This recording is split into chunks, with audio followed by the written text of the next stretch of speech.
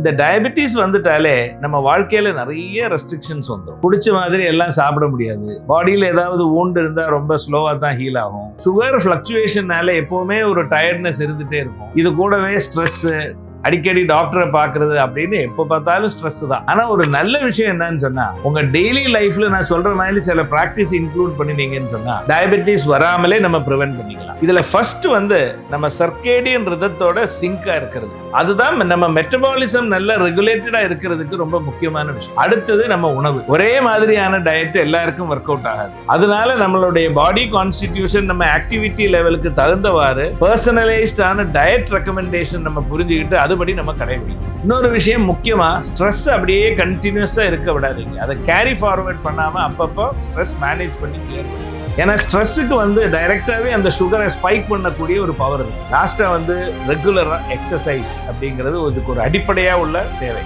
நம்ம பாடியுடைய maximum கெப்பாசிட்டியுடைய 50% regularly நம்ம spend பண்ணணும் அந்த எக்ஸசைஸ் வழியாக. மசில் பில்ட் பண்றது தான் லாங் டேர்ம்ல சுகர் கண்ட்ரோல் பண்றதுக்கு ரொம்ப முக்கியமான விஷயம்.